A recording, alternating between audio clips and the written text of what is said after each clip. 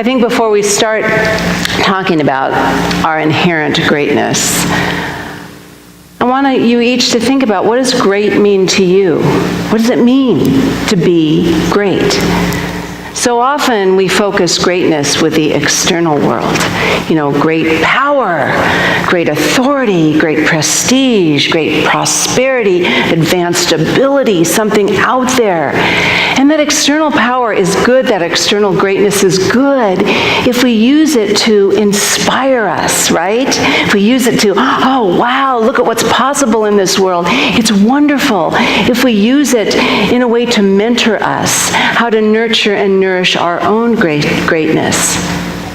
It becomes a problem when we start comparing ourselves to someone else's greatness. I want to read just one line, but Iyanla Vanzant, do you know who? I love Iyanla Vanzant. We've seen her up in LA and watched her on TV, and she's just this amazing woman, an American inspirational speaker, a New Thought teacher, a lawyer, definitely a TV personality, brilliant and hysterical, but profound in her message.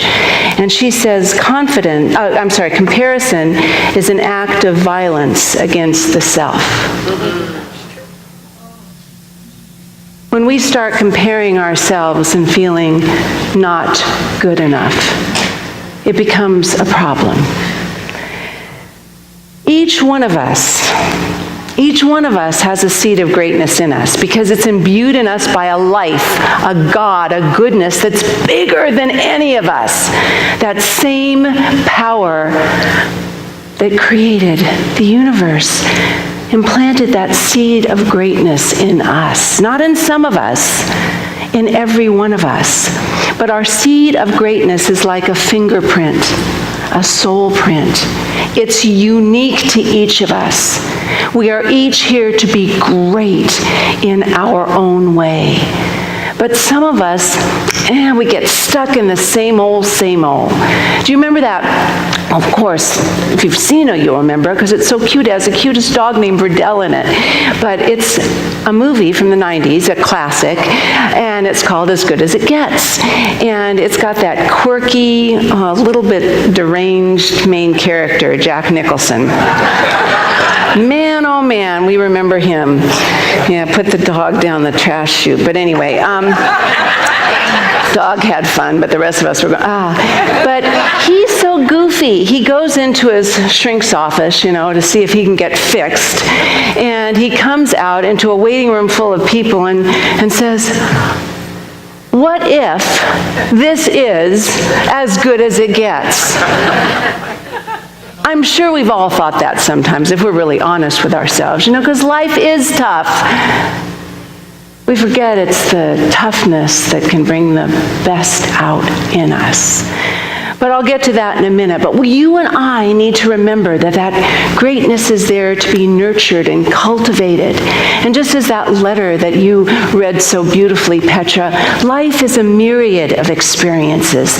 It contains, as Iyanla says, the good, the bad, and the ugly. And I've lived it all. And I'm here to tell about it. It's here for all of us, and we need to really learn how to cultivate that greatness within us. You see, we have the power to choose, and we're like little embryos. But the problem is, we're an embryo with free will. We get to choose how much we grow. My beautiful mentor, Rumi, 13th century mystic Rumi, has a little poem about speaking to an embryo, and he says, think what it's like to have a conversation with an embryo. Wouldn't you want to tell it about the world out there?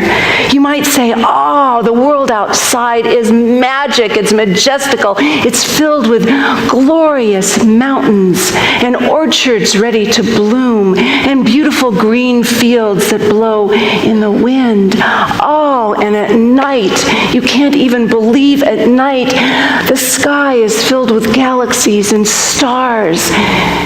And in the sunlight, how precious it is to watch your friends dancing at a wedding. And then you you'd ask the embryo, well, embryo, why do you choose to keep your eyes closed and remain in the dark? And then you need to listen, because the embryo might just answer back, what do you mean another world? There's only the world that I have experienced. You must be hallucinating. That right there is what keeps you and me from being great. We put limitations on ourselves, right? We have way too low opinions of who we are. We think we're not enough. Or we think we're too something or not enough something, there isn't enough. We get into this lack mode, and I'll tell you what, you cannot have two thoughts at the same time. So if you're hoping for prosperity and abundance and are thinking about everything you don't have and all you lack in your life and everything that's wrong, they don't compute. If you're thinking about health, if you want health and wellness and are thinking every single minute about all the things that are wrong with you physically, mentally, emotionally, spiritually, not going to happen. We are creative beings. It is this power, this creative power of our thought that is the thing we get to choose in our life. You see, I feel that you and I, our main purpose here, truly, is to remove and free ourselves from all these limiting thoughts and beliefs we have. Don't worry about the flaws. They're good, and I'll talk about that in a minute, because those are the good things. When we find the light and the goodness in the flaws we have, they can be our greatest teacher. But I'm talking about these limiting thoughts that keep us small. I believe the greatest battle that we have inside of us is the battle from that part of us, that seed within us that wants to be great, that knows we're here to grow and evolve. That would probably be our soul self. And that part of us that just is content and happy to be small and limited and not enough, which we might call our ego self, that's always judging and comparing by the outside. Do you know what I mean? Can you feel what I'm talking about? If one of you can't, would you come up here and teach the rest of us? Because I think it's part of this human experience. We have falling down and getting up and falling down and getting up. We have to say, you know, that little embryo, that seed of greatness we have in us, doesn't just grow. It has to be awakened and nurtured. It has to be expressed. If you and I think we're here to get rid of our limitations, we have to have practices that we do every single day that keep us in alignment with our good. Keep us in alignment. Because I'll tell you, when you have your spirit, your mind, and your body in alignment, you have the confidence to break through the walls of limitation and be something more. You know, I think in my life, you know, there's been a little notoriety in a few things and things like that, but my greatest gifts when I really have felt the very, very, very best. I can remember when teaching kindergarten, and my principal asked me to give a presentation to the school board. Well, I'm an introvert. I speak to 5-year-olds. I don't speak to big people. And I panicked, and it was going to be televised on the local station. I was like, no! Okay, so I went and I found a meditation to center myself and ground myself. And I remember going in the bathroom stall and just going, okay, grow roots from the bottom of your feet and connect a long string through your head and connect in the heart. Okay, I went out there, and I remember that was one of the greatest things. I don't remember what it was about. I don't remember what I said. I remember moving through that fear, moving through the fear and doing it anyway. And it's still with me because I can feel how good it feels to grow beyond your old other self, your old other person. You know, that is the biggest growth. And then I had another one too, which was very similar, but I can't remember, but I will later. I did before, I will later. But I do remember my name this Sunday, though. Anyway, we won't go there. The biggest gifts are when we can grow bigger. Now, if you think that innate wisdom's in us, and when I said you can access it at any time, that's why I requested Rolling River God this morning, because, I thought I'd never know if I'm going to get a yes or no, but I put it out there because it's my favorite song, because it reminds me God's Spirit, love, life is always there. We just have to use it. Now, Winston Churchill said, responsibility is the price we pay for greatness. Responsibility. We have innate wisdom in us. Now, I want you to think, just imagine a clump of dirt in this hand, okay? Just a clump of dirt and a little seed in this hand, a seed that already knows inside itself what it's going to be. It can't change that because it doesn't have the freedom of choice. But if you put those two things together and give it the right conditions, like a little water and a little sun, they know that they are to give to life their best self, right? That's just what they do. You put them together, they don't know any different. They just grow and become and give back to life, make life better by what they can do. You and I have that same ability in us, but we have to nurture that seed of greatness in us. We have to know that the light isn't the light necessarily outside that's going to feed that seed of greatness in us. It's the light within. And we have to focus on the light within us. Remember I said an immediate access to God?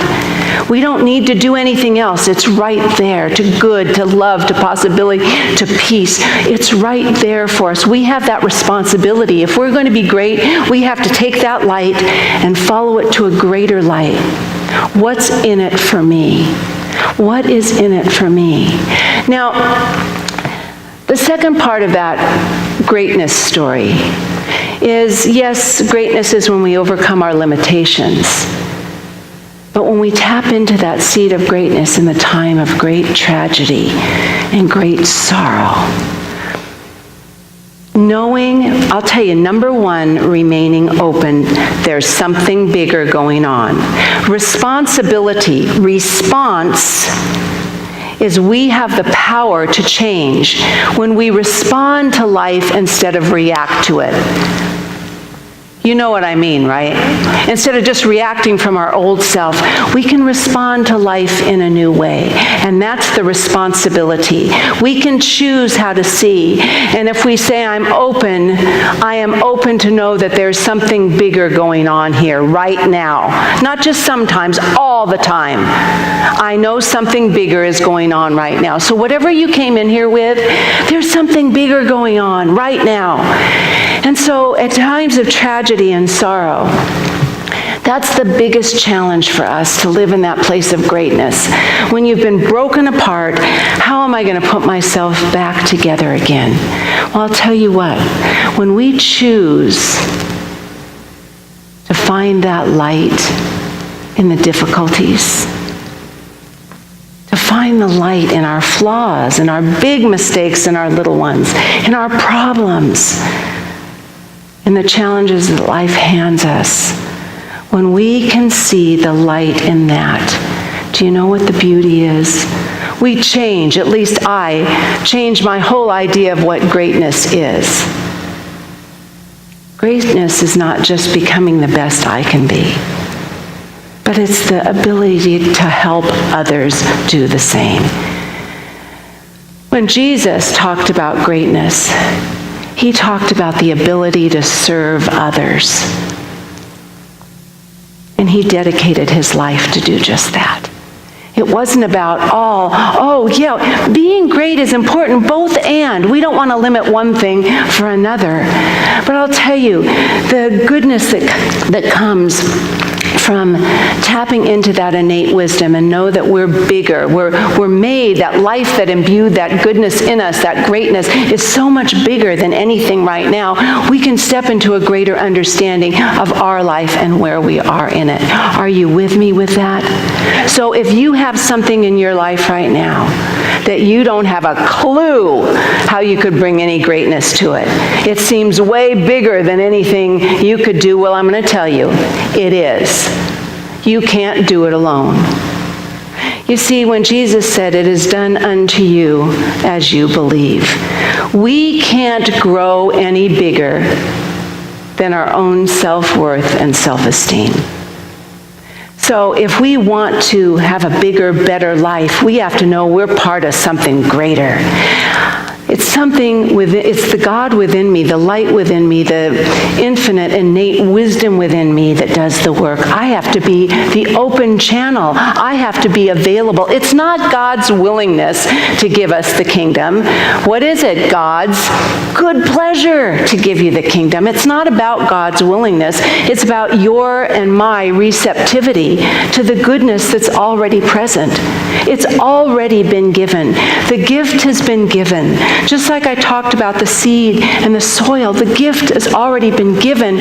We just have to put ourselves in the right condition, which is the quality of our thoughts and our feelings about ourself and life. So if you can just, oh, well, who am I to be great? Well, wasn't it Mary Ann Williamson who said, who are you not to be? We're born to be great, the beautiful expression of spirit in action. That's our job. That's who we're meant to be. So I'm going to just invite us today, number one, to remain open. So just say, I'm open. I'm receptive. I'm available to the good that's ever present. See, don't you feel better already? I do. We just have to be open and available to it's already been given. It's like we don't have to wait for Christmas. It's already there. Now, yet patience is part of it, because sometimes we have more limiting beliefs than we really know, and we got to filter those out. But it's already been given. So once you claim it, God only knows to say, that's right. Yes, yes, yes, yes. And we need to claim that. It's our responsibility to do our part, right? Our responsibility to do our part.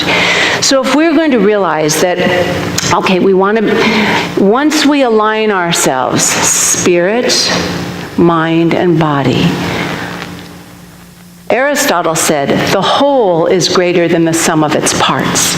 So once we get in alignment, just like I did with that tree, I grounded myself, I went up there, brought it in, I could do it. Simple little practices that help us. Once we get whole, we can fully live and be present to all life has to offer. Now, you also, if you're going to be really great, you have to declare your freedom. No matter what anyone else says or does, you are free to be great. Okay? Say that. No matter what anyone else says or does, I'm free to be great. We are. We're free to be great. We don't. Now, yet we need to meet people where they are. I think I've spent all week being a mediator between things, meeting people where they are. My job, but we have to do that sometimes. But for me, we have to know what we will not tolerate. I choose not to tolerate extensive negativity anymore, or toxic relationships anymore. I will be there and help, but if somebody doesn't want to grow and be part of the good that wants to be expressed, why? We have to be free. We have to claim our freedom, that we don't have to be part of that. We don't have to tolerate unhealthy choices anymore. We don't have to tolerate the toxic relationships, as I said. We don't have to tolerate all these distractions. We have tools that can keep us aligned with our good. That's our choice. And once we move that away, this was another quote that Jan Levanzant said. I thought it was so cute. Yes, you have to meet people where they are, but sometimes you just have to leave them there.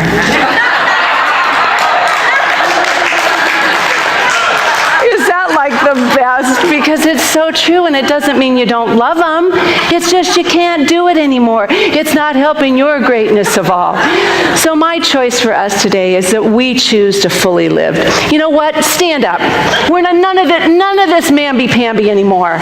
We got to make room for that beautiful seed of greatness to grow within us, right? Yes. Okay, so I am free to be great. I am free to be great. I am supported by the same power that rises the sun that ignites life, that grows the flowers. That's me. I'm great. So are you. Okay, so that's just part of it. Now that you've activated your greatness, I'm going to ask you, how can you make life a better place by simply being you? What can you do to shine that light, that spark of goodness? Because remember, we are all here to be our unique fingerprint of greatness. There's nothing that isn't perfect about who you are. Flawed and fabulous. Perfect. So how can you share that good? I want you to share that with the person next to you. If it's just one word, just one thing, if it's a little sentence, not a whole story, but just a little something.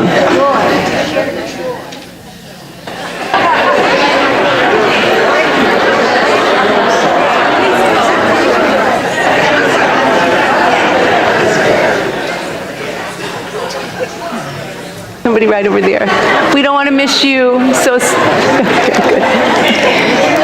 I want to tell you something. I talked about wholeness and how the whole is greater than the sum of its parts.